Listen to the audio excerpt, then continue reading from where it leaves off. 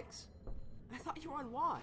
I've been looking forward to talking about Half-Life 2 by Valve Software ever since I learned a couple of months ago that this year marks the 10th anniversary of its release. Playing as MIT graduate and experimental physicist Dr. Gordon Freeman, you find yourself assisting and sometimes leading a rebellion against the Combine, an extra-dimensional force that has taken over most of the Earth. The section we'll be looking at is the infamous Ravenholm, but before we get started on that, we have to take a look at what immediately precedes it. The first few hours of the game are spent making your way to the Black Mesa East Research Facility, an area that serves a few important purposes. In terms of the story, it advances the plot by introducing you to key characters and reuniting you with Alex Vance, who becomes your closest ally for much of the game. It also contains a tutorial for the Zero-Point Energy Field Manipulator, or Gravity Gun, which is synonymous with Half-Life 2 for its applications within the game's then groundbreaking physics engine. Additionally, a couple of well-placed lines serve as a bit of a Chekhov's gun for the next section. Alex says, "We don't go there anymore." And Eli specifically tells Alex not to go through Ravenholm, practically lighting a neon sign that you're about to go there and building suspense. Sure enough, when the Combine attack Black Mesa East, the tunnel collapses ahead of you, and whether you like it or not, you're headed to Ravenholm. As soon as you exit the tunnel, you can tell that something terrible happened to this town, and you begin to understand the level's title. Knowing that the town was close to the resistance located at Black Mesa East, the Combine launched pods like the ones you see here full of headcrabs, parasites that take over humans and turn them into zombies. You've seen these enemies a couple of times at this point already, and series veterans will recall them from the first game, but they're the primary enemy in Ravenholm, having almost entirely taken over the town. Okay, so do you remember how I mentioned that at this point in the game you've really only just been introduced to the gravity gun? Ravenholm is why, because it serves as a crash course in how to use the gravity gun in combat. And I mean crash course in the most literal sense here. The chaos in the town left dangerous objects like propane tanks and saw blades strewn about everywhere, and the very first room you enter is constructed to teach you how you can use those objects as weapons. The doorway you need to go through is blocked by a long table, but even after moving it, you'd need to crouch under the saw blades stuck in it.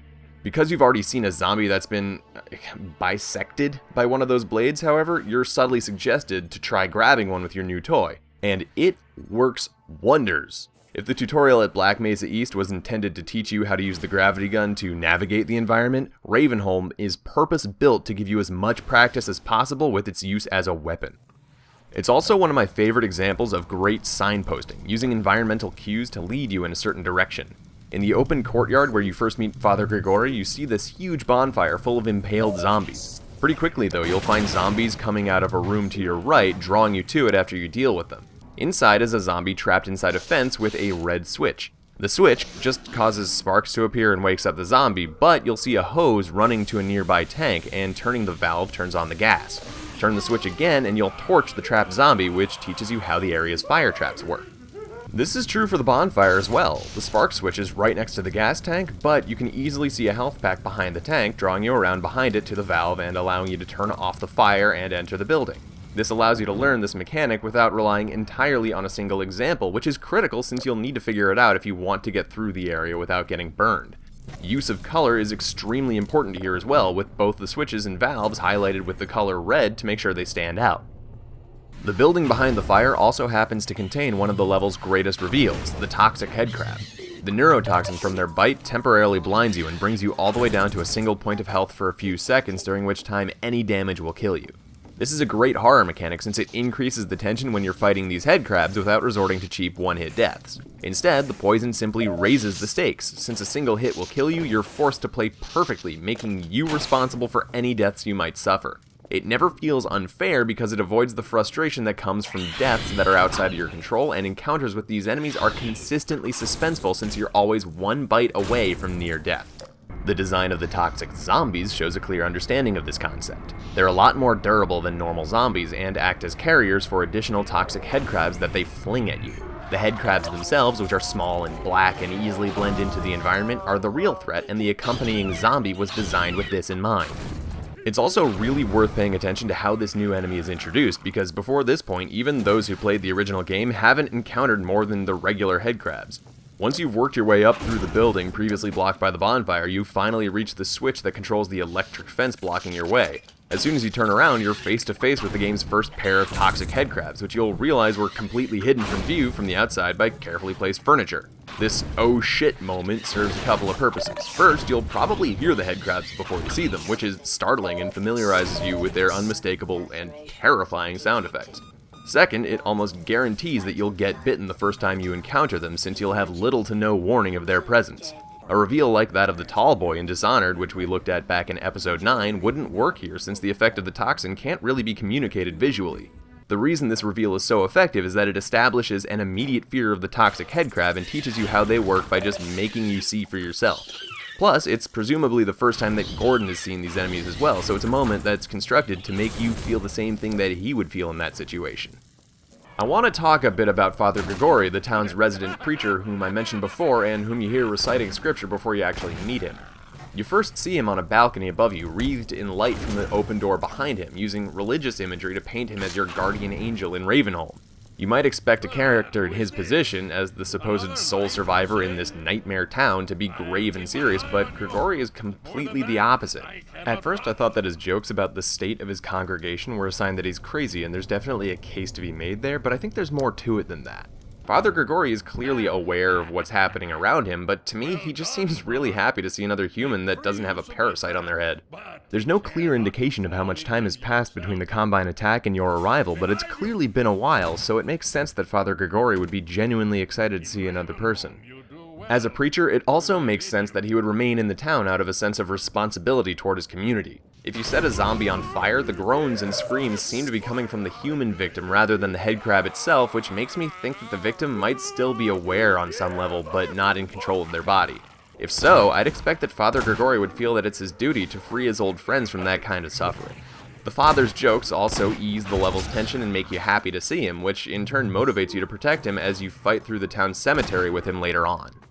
Shortly before Father Grigori eventually gives you a shotgun, you're introduced to the other new enemy in Ravenholm, fast zombies. The zombies created by fast headcrabs, fast zombies are just like the normal variety but faster and stronger, a natural evolution of the mechanics you're already familiar with. They're foreshadowed by the occasional corpse you see that looks totally unlike the normal zombies, and you hear and see them from a distance before you actually fight them. This builds fear and tension leading up to your first encounter with them, and shortly after they're introduced, you have to fight them in a small room as you wait for an elevator. These encounters force you to be much more aware of your surroundings, especially when fighting them on rooftops where you can easily walk off and get hurt by the fall. In fact, environmental awareness is always key in Ravenholm, not just when you're fighting fast zombies. If you're not careful, you can easily get backed into a corner and torn apart, and many of the outdoor areas are fairly large but enclosed spaces where you need to complete a puzzle or find a ladder to escape. First, this ties in with Gordon's background. As a scientist, he's conditioned to think analytically about the world around him, and the spaces in Ravenholm require you to think both about your position within them and how you navigate them. From a design perspective, this also leads to engaging gameplay since you're interacting not just with your enemies, but with the environment as well, leaping across buildings or using the traps around you against the zombies. The verticality means that none of your skill set is wasted. You have to use every movement ability at your disposal, so navigating the environment feels like a real trial and gives you an authentic sense that you're overcoming genuine obstacles to escape the town. The slight platforming you need to do, jumping from rooftop to rooftop in certain moments, is also a great example of how to carefully use the mechanic in a first-person game. While platforming in first person can be disorienting and frustrating, Half-Life 2 avoids those feelings here in a way that makes sense since the rooftops are large targets and fairly close together. You get a sense of urgency without the annoyance that can come from missing a jump that's almost unfairly difficult.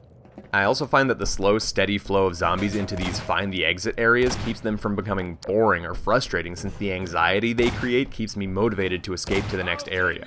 You need to pay even more attention to your surroundings if you choose to go for the Zombie Chopper achievement. Achievements were added to Half-Life 2 in 2007 with the release of the Orange Box, and while I normally haven't covered achievements or post-release content in the past, Zombie Chopper changes the way you play this level so much that it deserves a mention.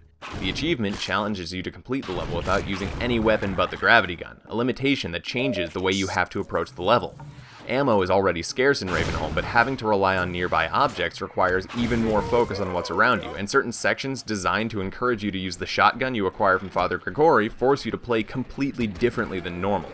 Getting backed into a corner without a weapon is certain death, and if you fire an explosive barrel or propane tank at a nearby target, it can hurt you as well. It's also just as easy to lose smaller, reusable objects like cinder blocks and saw blades, especially when fighting fast-moving targets like fast zombies or toxic headcrabs. Ultimately, the type of gameplay the achievement encourages intensifies the moment-to-moment gameplay that makes this level so memorable. The intensity of a zombie chopper run makes me realize just how many different things this level does really well. It's enormously informative, creating tons of opportunities to learn the ins and outs of the gravity gun. It's atmospheric as hell due to the setting, music, and enemy design, but still a bit lighthearted whenever you're around Father Grigori. Finally, the level itself is designed to make you use all of your abilities to progress, making sure you really need to give it your all and making the escape feel that much more earned. This is a level that wears a lot of different hats, so to speak, which, since it's a Valve game, maybe isn't all that surprising. Thanks for watching. I hope you've enjoyed this 10th anniversary look back at this unforgettable level in Half-Life 2. I'd love to hear your thoughts and opinions in the comments, and I hope you'll join me next time to take a look at another great level in gaming.